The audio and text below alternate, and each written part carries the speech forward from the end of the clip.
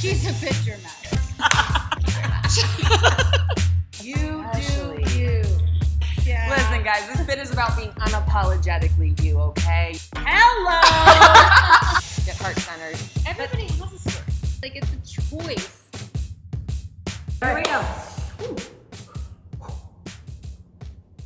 Ladies, having bits. It is episode 17, and today we have a very huge and personal topic that we actually asked Amanda to come back. Amanda Pennino. Hi, gang. And we just wanted her to be here just to show the many sides of the topic that we're going to be talking about. We're actually really excited to bring to you, just with our whole hearts, different personal perspectives. And really the aim here is just to share and let you guys in on where we've been coming from. And we're so grateful that you would take the time to hold space for us with a topic of this magnitude. And just know that we are so excited to hear from all of you and what your personal experiences are. And we're just excited to share from where we are coming from. So our topic is motherhood. And I want you to know right now, if you are in a season of struggle in any aspect that has to do with motherhood, we support you to say no to this episode and join us for episode 18, because we are going to share our personal stories and choices, and we are going to question each other and be very honest. But again, there's 5 million motherhood journeys. And they are just that, our personal opinions, experiences, and lives that we're going to be sharing. And we honor and respect, in the same way that Amanda mentioned that you're holding the space for us, we honor and respect whatever space you're in around motherhood, and that is okay. So if you want to tune out, that's okay. We will see you next week. If you're still here, buckle up, baby. Let's talk mamahood. So we rallied Amanda because let's just break it down. Raina is a mama of 2 girls who are teenagers. Raina had kids at 18, very young. Yeah. I am Allie. I've got 2 kids also. I am a mother. I had my kids in my considered geriatric years. I want you to know on our notebook, it just has Allie and then hyphen and then old.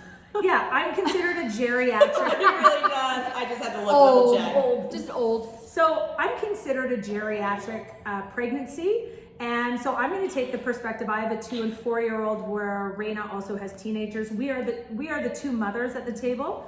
Lindsay is right now saying a solid no to motherhood, and we're going to dig more into that. And we brought Amanda in because I think there's one for us that is not represented, and that's somebody who is in a relationship but yet on the fence.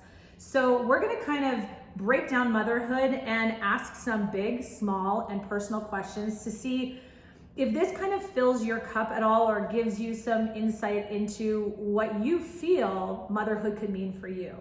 So let's talk mamahood. Who loves diapers? No? No. Okay, so that's maybe not where we're gonna start. Let's talk about having a kid at 18.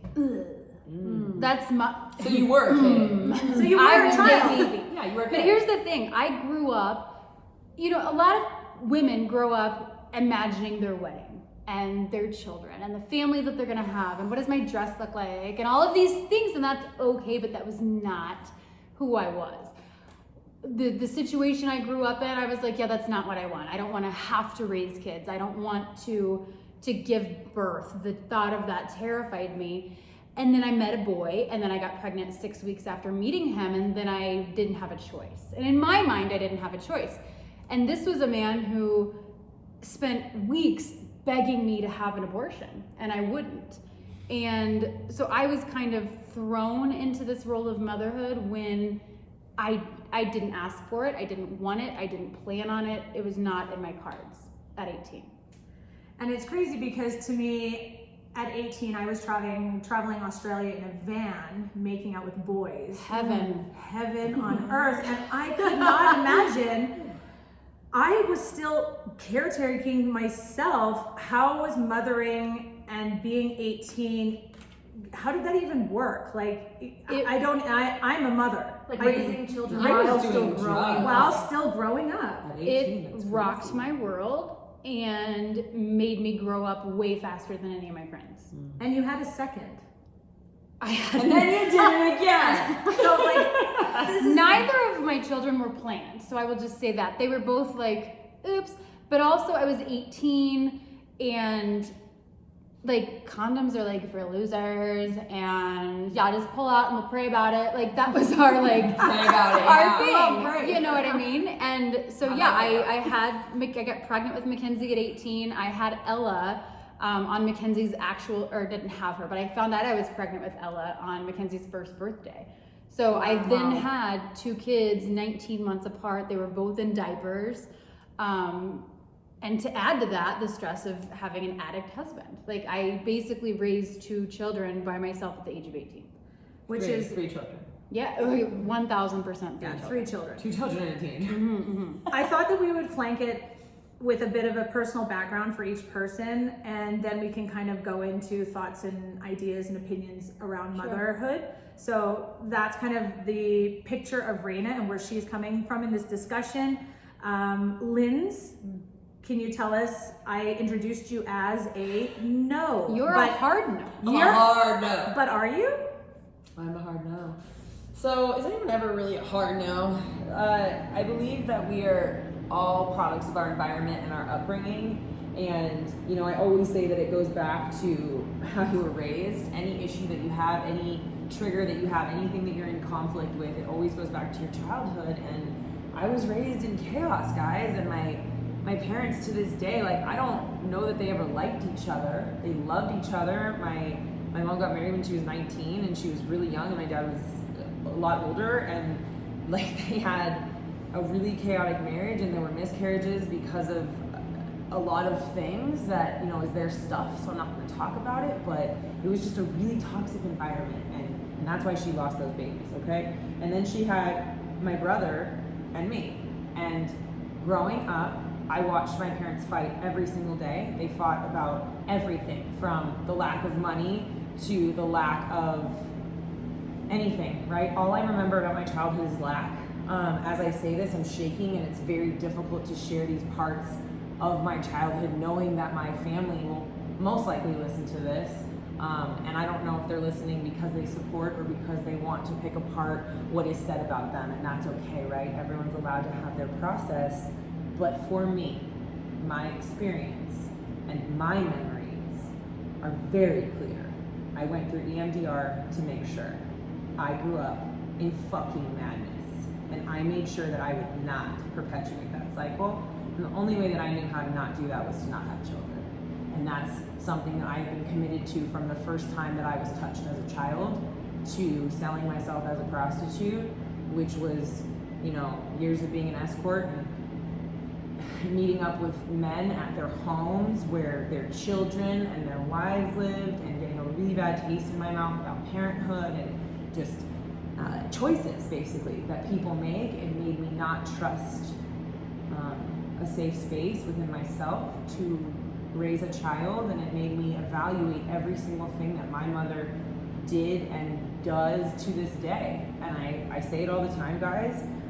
My family did the best they could with what they had, but my upbringing is the single reason that I don't want to have children. And for the last 35 years, I said that it was because I had Crohn's and I didn't want to pass on the gene. I said it was because I was a drug addict and I didn't want to pass on the gene. I said it was because of my fucked up genetics, but it truly is and isn't. It's because I watched my mom never make choices for herself. She picked my dad so that she could get out of a really toxic environment herself, and then left my dad for someone else. And I'm now watching her learn to be self-sufficient in her older age, and that's why I'm so in love with my mother, and I take care of her and almost don't want her to do anything for herself because I don't want her to get hurt. I feel like I raised myself, and I know that that's very hard for my mom to hear. And I say that because my mom has spent her entire life trying to protect herself, and she really didn't and doesn't have the energy to protect me. And so I have mothered and still mother myself every single day, and it's fucking exhausting. And therefore I don't want to do that to another person, and I have mad respect for the women that do. Unbelievable respect. Which is amazing. And I think we are gonna kind of ask you some questions, and like you guys, I'm sitting next to Lindsay. I'm shaking now. She's a bit shaky, which also makes me feel like that there's a frazzledness to what you are saying, and I think we are going to ask you about that. But the next one I want to hear from is Amanda. Amanda is in a not super new relationship. How long have you and your partner been together? We've been together for over 2 years now. A very happenstance encounter, completely caught off guard with how that all came about. But she's got the craziest love story. I just want It's to throw beautiful. That out. Yeah, if you're romantic, it is like, just buckle up. Yeah, it's amazing. So I think a lot of our listeners are probably an Amanda right now. They've got a boyfriend, maybe you're in a relationship, and you are kind of in that sort of gray area of what does this look like? What can you tell us? Sure. Well, I really have to echo a bit of what Raina said, where she explained how growing up people could envision, or girls could envision their dress or their wedding day, or anyone could imagine their wedding day and how that might feel. And I never once, I don't even have one recollection of ever saying to myself, oh my God, I wonder what it would look like. I've been saving since I was 15, like none of that. And again, to which point is there's absolutely nothing wrong with that, because it can be such an amazing union and an amazing moment. But for me, I always remember thinking to myself that I wasn't drawn to, the stereotypical, which stereotypes are not real, but just all the stereotypical thing of just a family of four or this or that, and The white picket fence. The white picket nuclear fence. family. Yeah, the nuclear family. And as I got older, I sort of found myself losing myself in relationships with others where my opinion was really whatever theirs was. And that was very telling of my lack of the number one relationship you're supposed to cultivate, which is that of yours within. And once I went through truly the most hard, army crawling through the muck internal work of building that best friend relationship with myself, I was really able to sit back and say, well, what would your non-negotiables be with a future partner? What are your bottom lines? What do you want? What do you want out of this life? And while a lot of my answers were definitive, a couple were, I'm actually not sure. I have many friends in life at this point who have children. They're buying homes, they're getting married, they're this or that, and I'm in a relationship that sounds super new, but at the same time, they're, thankfully we have a very amazing sense of communication with one another. So topics have been discussed and we feel a common ground, and teammates, it's the best. But no plans have been set in motion for life-changing decisions. And so I find myself, honestly, a little bit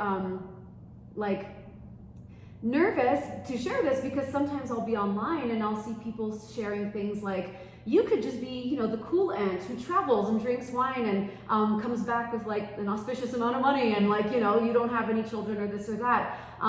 To which it's kind of scary. It scares me, motherhood, a little bit, because some of the comments are terrifying. Oh my God, I could never imagine never having children. What a shame, what a loss in life to this or that. And I don't ever want to feel shamed if I ever choose not to. Mm-hmm. I always want to just be open to whatever will be. And I know that will be a decision that will be right for me, because it will be for me and one that felt right for me. And I think that part of it is a decision for me, and I love that you also kind of looped in the fact that you and your partner have an open communication and that you will hear each other. And that is where kind of motherhood can kind of start and where it can end, right? That is up to you to have power of choice. And that leads to my story, which is very simple. I come from an amazing family. I've been to Disneyland about 50 times. Jealous. Well, look at you. I have parents that are together. What a bitch. I know. Your parents are still together. Of course they are. I've got It's because parents. they're Canadian. Maybe. Yeah, that's true. I've got great parents. My best friend is my sister. I then entered into a relationship with a guy who I hands down thought, this is it. And I gave a solid 8 to 10 years of my life to realize that he was not going to marry or have children with me, even though we had had those discussions. I then said, those are the things that I want. I am coming from the mothering position of I knew I wanted kids. I knew that I did not want to be 60 years old and be by myself with my husband. Even though I'm sure that is going to be fabulous, for some people that's not my vision. So at definitely an age that I thought I would have had those things, I actually entered singlehood. And I left that partner and I journeyed to find my current husband, to which I had 2 children, and postpartum set in, and everything that I thought was going to be was not. So motherhood actually turned out to be something that I, for a decade, searched for, but the whole tables were flipped on me because it turned out to be way harder than I thought. I was like, but what about the bows in the hair? That's what I thought, like, but there's no, the bows are not making me happy. And so, the bows, and so you paint this picture of motherhood and, you know, you think it's gonna be one way and you think that I'll be younger, and I battled a lot with the fact, and it's funny because Raina is talking about being 18, and I think to myself right now, she's 32, and within a couple of years, Raina could be 36 and her kids could be out of the house. She's gonna be like, yeah, babies. But I'm going, man, by the time my kids are out of the house, I'm gonna be, as I said in my notes, old. So my life didn't pan out. Exactly. So again, you guys, motherhood is kind of shaping its way through all of our lives in a very different way. I want to talk about conversations because Raina, you are now in a relationship with someone new. Amanda, you've said you've talked to your partner, and Lindsay has a part. We've all partnered up. So it was the first thing out of my mouth. Yeah. So I want to know, what did your partners say, and were they supportive? Because I think a lot of women feel pressure. So could we even talk about what if your partner pressures you one of the, which way? Okay. First of all, if you are ever with somebody and they pressure you to do anything that is not aligned with what you want to do, I want you to reevaluate your relationship, okay? That's all I'm gonna say about that. And pressure is putting energy towards something that you are resistant against, all right?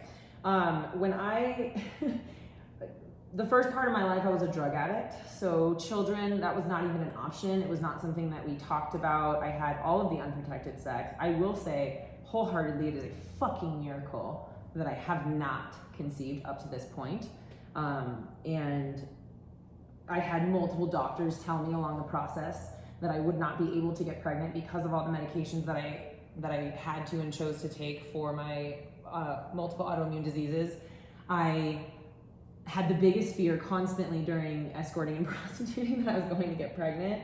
But those are actually the only people that I ever had honest conversations with around pregnancy, were sugar daddies and men that I engaged, or women that I engaged with, partners that I engaged with who had partners, who had children, who had families, whose life it would actually completely inconvenience if their side piece got pregnant. So we had those discussions and plans in place. And again, whatever belief system you have about what I mean when I say plans in place, that can mean a multitude of things, and you are allowed to feel however you feel and do whatever you want for your body. I have very strong choices about what I do with mine. And again, I'm allowed to. And Amanda said something that really spoke to me, and I'm going to try not to cry when I say it, that every single relationship until the one that I'm in now, I was shamed for my decision and choice to not be a mom.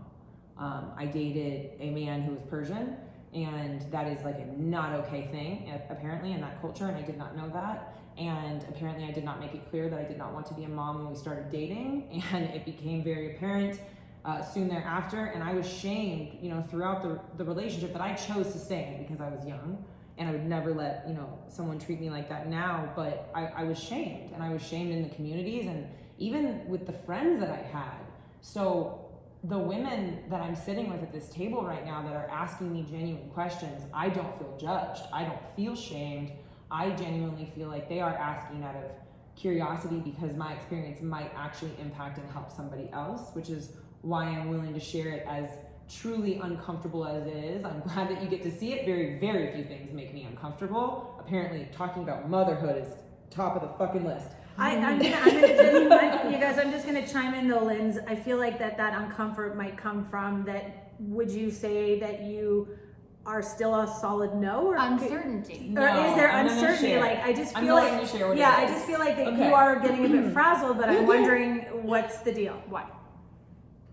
So it's a hard no, and there's definitely, and I'm okay sharing this because I'm confused about a lot of things in life. There is probably always going to be a part of me because of the biology, right, within me, that makes me wonder what if. That makes me wonder what kind of fucko kid would I have, and what kind of lessons would I learn from them, right? Less about, oh, I'm gonna have this kid and they're gonna ruin my life. I mean, that's a given. But what am I gonna learn from this kid? Because I have conversations with my mom, who is my best friend, and she looks me in the eye and says, I'm really proud of the person you've become. And I know what she means is, I feel like I failed you and you managed to turn out okay. And I just don't ever want to have that conversation with another person. I don't ever want to feel like I fucking failed another person. And I know that that's a reality when you're a mom. That when you have a kid, that not for 18 years, but for the rest of I moved home like 6 times, okay? I moved home when I was like 18, fucking 19, when I got out of rehab. I moved home when I was 22, I moved home when I was 30. I moved home with Jake for a few months in a transition. So it's not just when you're 18. I'm 35 now. My family very much still has, PTSD from the shit that I caused them, even though I'm doing great now. They are not, because they have not chosen to work on that stuff. And so that's the stuff that I just don't, it's selfish, guys, and I'm okay saying it. I don't ever want another thing to add to my list of shit that I gotta talk about in a therapist chair. I gotta be honest, my list is too long, and I'm selfish in that way, and kids are so fucking honest. Kids are they're the only people in the fucking world that will tell you, other than me, to your fucking face, how they feel. Because they're not jaded and they're not biased, and I'm so envious and equally terrified of children. But I also think like this isn't, you're talking a lot about your own personal family, but this has nothing to do with them. This has to do with you and your partner. So I'm wondering. Okay. So right? that's so it. that's where we're going. So that's it. where we're All going. right. So I don't know before, 110% thank you. that my partner is a hard no. And when we met, the first thing out of my mouth was, how do you feel about women that poop, and how do you feel about children? And he was like, are those mutually exclusive? And I said, I don't want to have kids, and I have Crohn's and I poop a lot. And he said, do you not want to have kids because you have Crohn's? And I said, probably. And that was where I led with it. Later on, he found out about all the trauma and all the reasons why. And just off the cuff, he was like, I don't really know.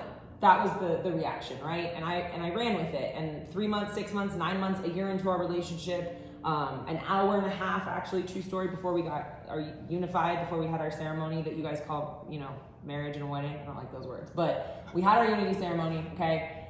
I said to him, are you fucking sure that you don't want to have kids? Because this is a deal breaker, and I don't ever want to take that choice away from someone else. And I need to say this, guys. We have been sitting here for however long talking about motherhood and moms and women and vaginas and gender. Okay, men, it's totally cool if you don't want to be a dad too, right? It's totally cool if you have no idea how you feel. And it's also okay to be with a woman that says no and you want to be a dad. And it is okay to advocate for yourself in that aspect. My partner and I have a very open relationship with our communication, and that's one of the things we talk about quite a bit, actually. As much as it is a hard no for me, it's a dialogue because I'm in a fucking partnership with another human being who has the ability to choose and change their mind, as do I. And while I'm waiting for him to change his mind to a hard no, he, in some possible ways, may be waiting for me to change my mind to a maybe. So we just talk about it every day, and we know, and this is the hardest thing that I might say right now, second to the mom stuff, is my partner knows that he has that option, that he is allowed. I don't care if we've been together for 2 days or 2 years or 20 centuries, that if he decides that he wants to be a father, that he can come home on a Tuesday afternoon and tell me that, and we will take the appropriate action to make sure that he gets to fulfill his dreams in life. Whether I stand by him through that, whether he does that with another woman, whether we break up, I don't know. But he is allowed, I hold the space for him to have that choice. And yes, that is a very ambiguous place to live in a relationship, everybody. And that's also why we call it alternative partnership. Okay, and you also have the choice also to always change your mind, Liz. Correct. Right? So it's the same thing, but I'm curious from Amanda and Raina, how do you feel with your partnership? And kind of along the same lines as Lindsay, if someone was to say a yes or a no, what does that kind of strike up for you guys? Go ahead. All right. I think part of the reason why I'm on the fence is because it truly terrifies me. And we had a big loss in my family, and it really only just kind of surfaced while we were talking. And I remember watching my mom deal with it and my whole family.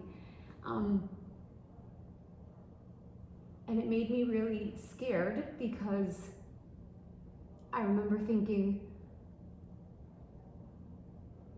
shit, you could be leaving them behind when you pass, and they have to grieve you and mourn you and adapt to life without the person they call mom or dad. And it made me wonder, I truly got into this space of why have a family at all when you could protect them, an unborn child, from ever witnessing Death. yeah. And I think that it was through all that, you know, internal work that I did, as I mentioned, I finally allowed myself to get professional help and to talk about things like this. And I think it scared the shit out of me to it scares me even to think about losing my family. So I think I'm just so scared to love them so much that I don't ever want to leave them. So thankfully, like I said, the open dialogue with my partner is immense and all-encompassing and understanding, and depths of which I've never seen. And I can share things like that, and they can share. He is so wonderful that he's my beautiful opposite, and he'll be able to say, well, what happens when you grow old and you look at them and you think, oh my God, I made that.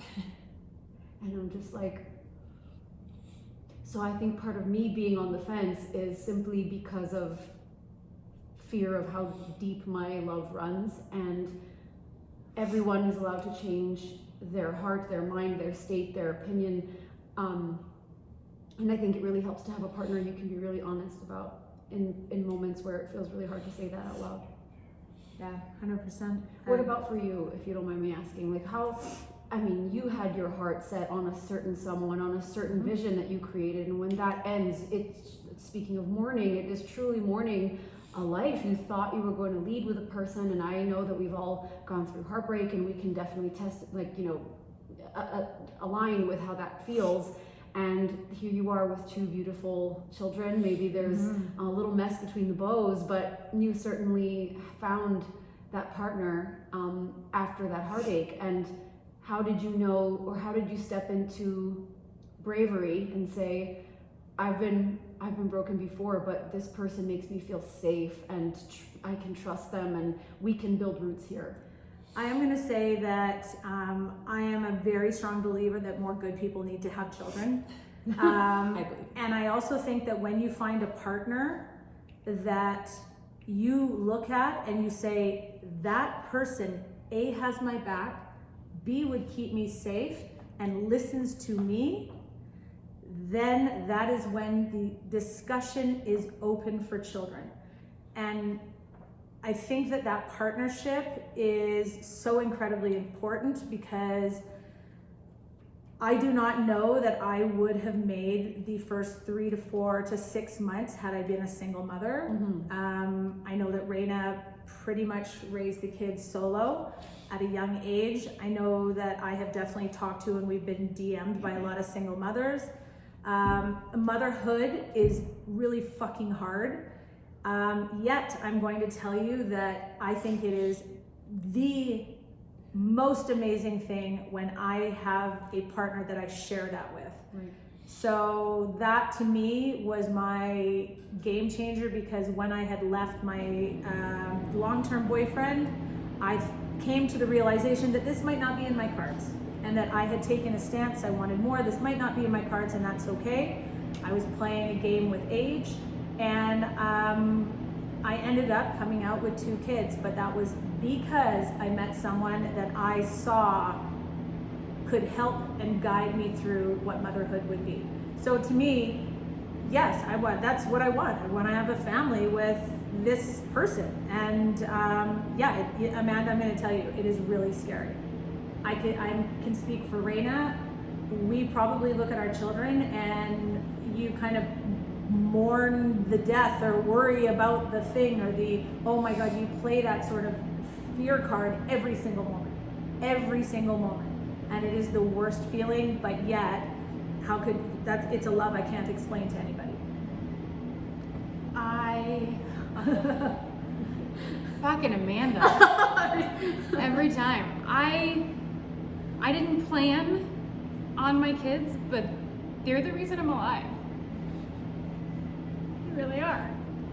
And I hear so often, I think I say this about my mom too, I keep saying, she did the best she could. And I never wanted to have my kids say that about me. I wanted to give them the best fucking life I could, which is why, I spoil the shit out of them, and I don't even fucking make them do anything. And I feel like, they're like spoiled ass little brat teenagers right now, because I raised them wanting to give them so much because I had nothing. And doing that by myself was very hard, and I was telling them, I feel like I even find myself now counting down till they're 18. So I can send them on their way and just be done, and then just be able to be this 40-year-old who's traveling with their boyfriend or husband or whatever. And that's the life I forever envisioned until I met my boyfriend, and until Allie sat me down and said, well, what if Chad wants to have a kid? And I go, well, fuck that, that's out of the question. No, it's not, I can't. And she looked at me and would say, but Raina, what if you found the right man to have a kid with? Like, wouldn't you want to share that experience with someone that actually wanted to have a child with you? And I found myself just second guessing everything.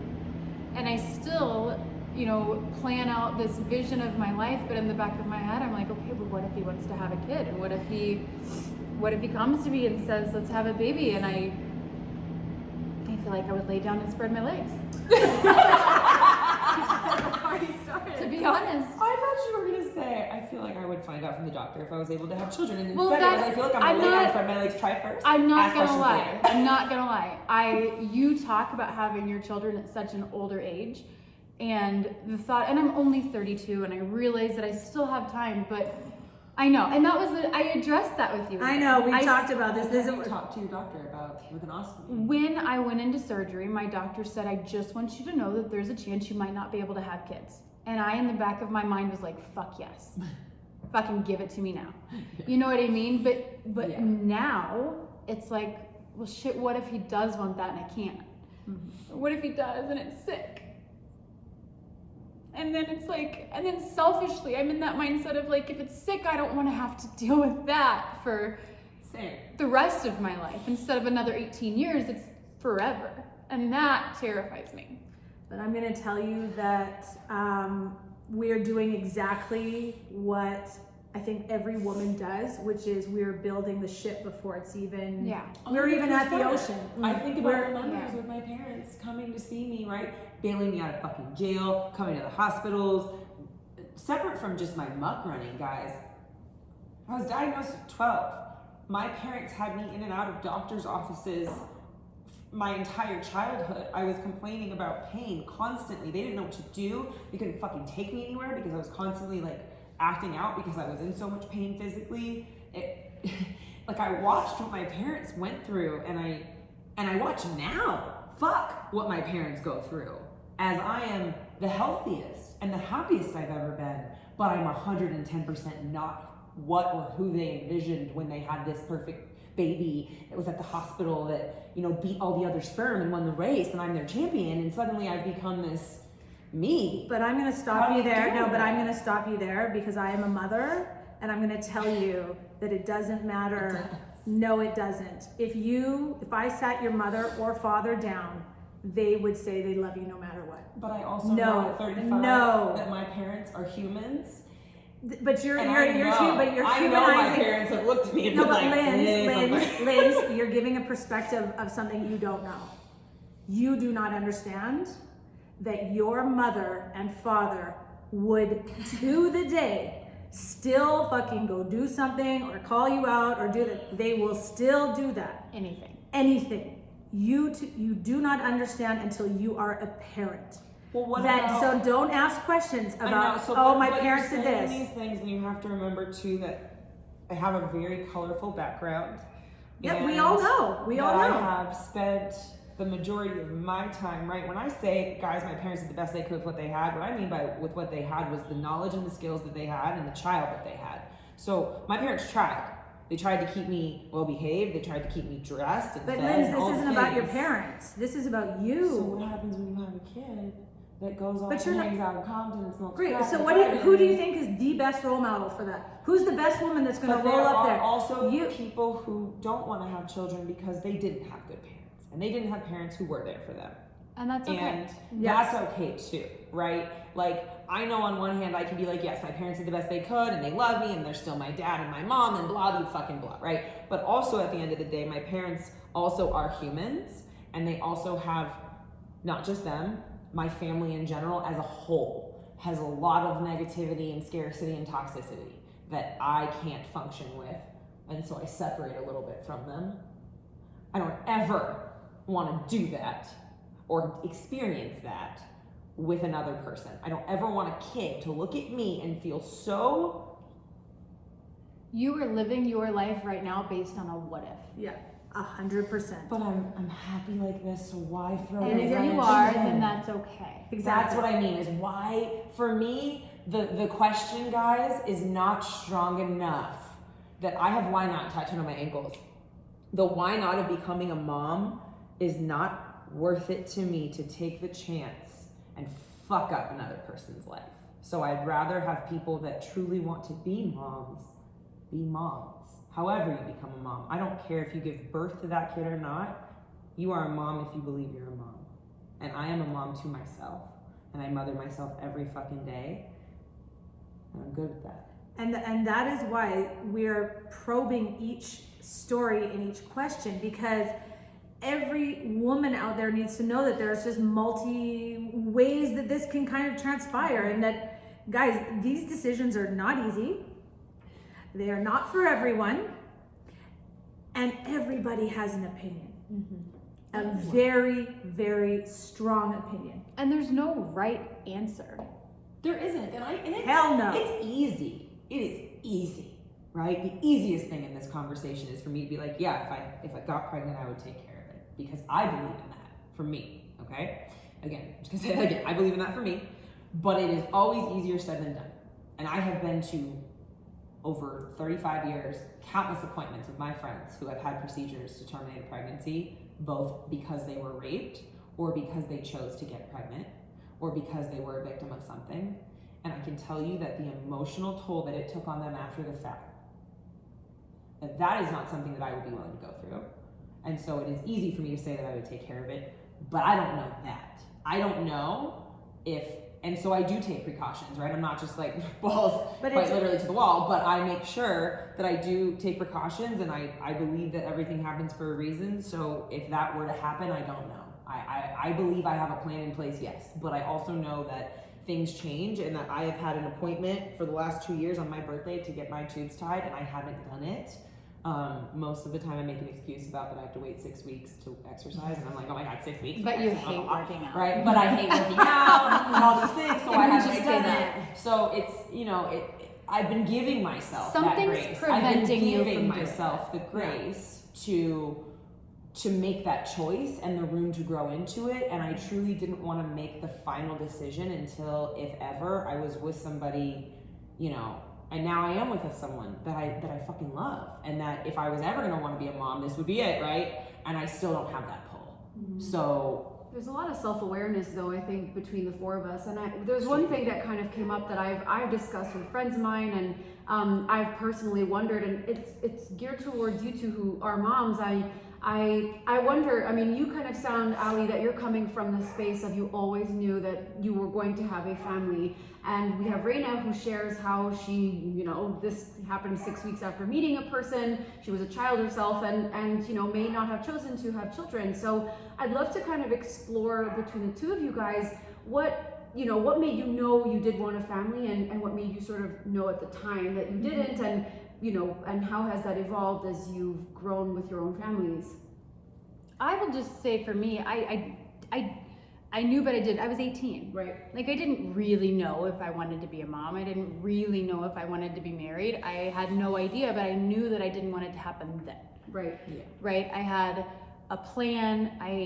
That's a lie. I didn't even have a fucking plan. Yeah, I was you enrolled in a community college, Yeah, and I was like, I just need somebody rich to like marry me. Yeah, You know what I yeah. mean? Like, I had an envision for the way I wanted that period of my life to look like. Like, I don't think back, I hear all of the time, people my age that are just now having kids, or, they spent their entire 20s in college and partying and like fucking this guy and like going out and drinking and just having the time, like you, and traveling and having the time of their life. And I had that stripped from me. Right. I didn't get to experience that. And so one reason why I am so excited for my kids to turn 18 is that I'm gonna be 40 when Ella is 18, and that's an opportunity for me to go and live the life I imagined when I was 18. I get to go and I get to travel without worrying about anybody else, and checking in with anybody and making sure this person's taken care of and this childcare is set up, and it's just a time where I get to live. And 40, you could still have babies. That's I'm true. just God, saying. that's why I'm like, I don't want to be a mom. Because I'm sitting here and I'm listening to you say this, and I'm in fucking awe of you and of any person that decides to take on being a fucking parent. Right. Of, honestly, whether it's plant, animal, or human, props to you because you're raising something that's living. But I know and have known so many women, for whatever reason, that didn't make that choice, that chose to live their 18-year-old life anyway, that chose to not focus and be a mom and show up for those kids and do those kids a disservice, and you didn't do that. The And you second I found out to show up, and I respect the fuck out of you for that. Yeah. And anybody, ladies, anybody that shows up, single dads, if you stick around after a woman bails, respect to you too. Okay? It's huge. You chose to be there for them, and I think it's great that you get to be 40 and go do, I don't think you're gonna want to, but hey, go do the things that you think you didn't want to do at 18. You're gonna be like, damn, I just want to stay home and cuddle my man. I remember finding out I was pregnant, and I obviously told him first, but then I drove to visit my mom and I told her, and she said, are you gonna keep it? And that from my mom was like, what? Like, what? Yeah, I'm gonna keep it, and it's gonna have an entirely different childhood than I did. How did it make you feel? It made me feel, I don't even know if unappreciated is the word, or it made me feel this big. Because here I was, my mom had me when she was 16, so she literally did do the best she could, right? So, and I keep thinking, I'm like, I wonder if she like thought about aborting me. You know what I mean? And just different things like that. As I became a mom at 18, I was like, I just can't do it the same way. Well, another question if I could just go a little deeper here too, is that, you, Ali, are an educator, and I feel like we may know stereotypes, so that means you have an affinity for kids and that you're really good with them and this and that. And to a certain degree, I think that has to be true if you work with kids and things like that. But for you, I know that we've chatted about this in the past where you've said, I don't even know if I like kids. Like, I don't even know if I'm good with them or this or that. Like, what can you say to a woman out there who literally looks at herself and is like, I don't ever want to hold my friends' kids, or I'm terrified because I don't know how to talk to them or how to play with them. I don't have the natural, motherly bone or whatever you want to call it. Like, I don't know. Maternal instinct, sure. Me? Yeah. It just happened. There's a switch that go even It's at the age of hormonal. 18. It's hormonal. There is a switch that goes on that says, okay, now I'm a mom and I have to protect this little being with everything in me. Biologically, like, now I'm And going it's to protect this. terrifying. I remember putting Mackenzie in the little like automatic like swing that goes back and forth and just sitting on the couch crying, looking at her being like, what if I fuck up? What if I drop her? What if I feed her something and she chokes? Like all of these things, like you're now in charge of this, not to sell you sounds anymore fucking on awful, not bro. That having a sounds kid, awful. but you're just now in charge of this human. I can't even a play. human. So It's maybe then And it's something a part that of kicks in. it that, kicks in. And, It does. and I'm a teacher. I love communicating and loving. I was not. My sister had kids before I did, and I was not really into babies. But it literally, the minute that things started rolling, there's a difference between other people's kids and your own kids. Oh yeah, I That's what my hate mom other says. people's kids. Yeah, That's what my mother says I hate all the that. time. And I'm sure every mother, if you are a mother, you're like, I don't like your. Like, I don't want, come up and don't ask come. me to hold your baby. I don't want to No, hold your baby. I've done that. Yeah. It's I have tough. long nails for a reason. Yeah, no, it was So a Yeah, lot. I mean what it. was it for you then that you know, you said that your sister had children before you? Like, did that sort of perpetuate the vision that you wanted to create the same sort of life for yourself? And Well, my sister also suffered from severe postpartum depression, and I watched her and I thought I supported the best of my abilities. But it's funny when you go through it yourself, I literally have called my sister and go, oh my God, I did not do enough. I get it now. But no, like you guys, just something switched. Like it just takes over. So if that's something that's like questioning, it's just instinctual. But I remember leaving the hospital and I looked at the nurse and she's like, you guys can go now. And I was like now? Like what am I just go home with the baby.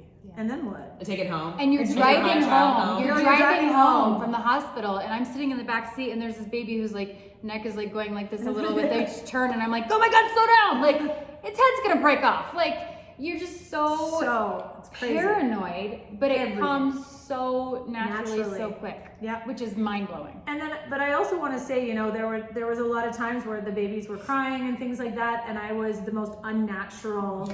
And then that's what triggered into I was the most not comfortable in my own skin because now I'm a mother having to caretake, and even though the love slowly came naturally, I was not someone that left the hospital and was in love.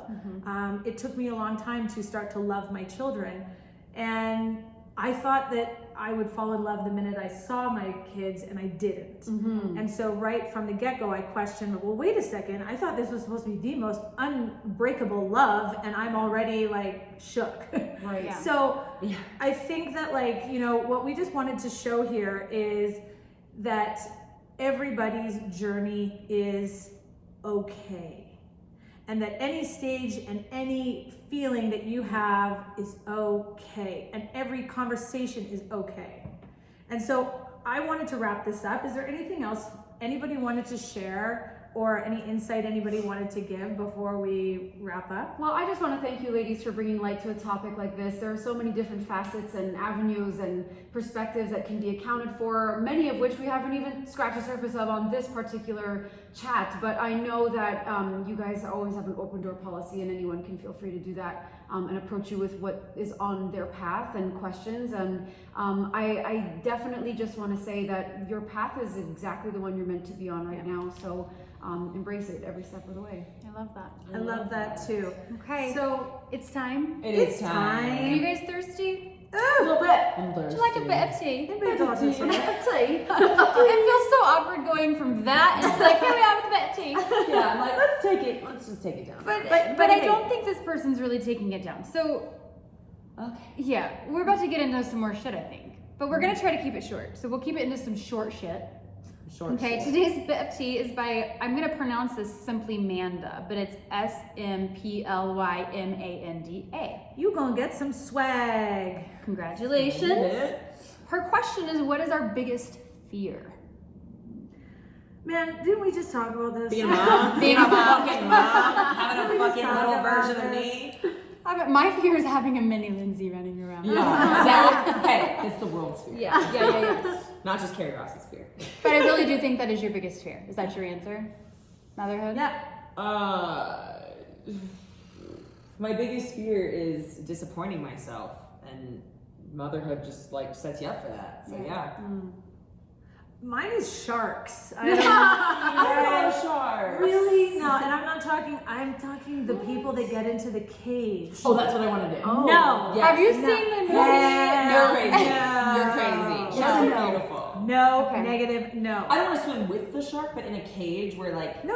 where I can Wait see till it, you see the movie and and then then you you get always up swim in a against me. cage. Why did the person I don't die? know. Yeah, I don't know, they all but- die. They all die. I'm not They seeing all any die. movie. Well, fuck that. Okay. Okay, guys, sharks, number one, my fear, Raina. My fear is mice. Ew, I agree. I'm not kidding. I've seen that. I have She goosebumps got my thinking about it. I would squash any little motherfucker Oh my that god! came on And me. then So you have children who killed the mice for you. yeah, that is There you true. go, like little minions. Oh, maybe I My should kids have did kill my little mice. minions. Yeah. I would say it could be either of two things: not living up to my fullest potential in this one beautiful life, and being afraid of the dark. Like being afraid to be home alone in the dark, like straight up just creaking doors and weird sounds and Are you the person that runs to your bed in the dark? run, actually Like, and leaps sprints, like Usain on Bolt the took bed? notes from I me. know, Yeah. I trip over shit. Yeah. Even though I walk the same path every Yeah. fucking day for the last 20 years, no Yeah. matter where I live, right? Yeah. Yeah. I trip in the dark the second the light switch is off. It's Yeah. baffling to me. I'm like a fucking 100 years old. I love it. Crazy. Anyways, ladies, don't bump into shit until we see you again. Take care and bits. That was That was so good. good. That was so That good. was so good, Oh, you guys. that Thank was you so much amazing. for That was sharing so all good. Voice.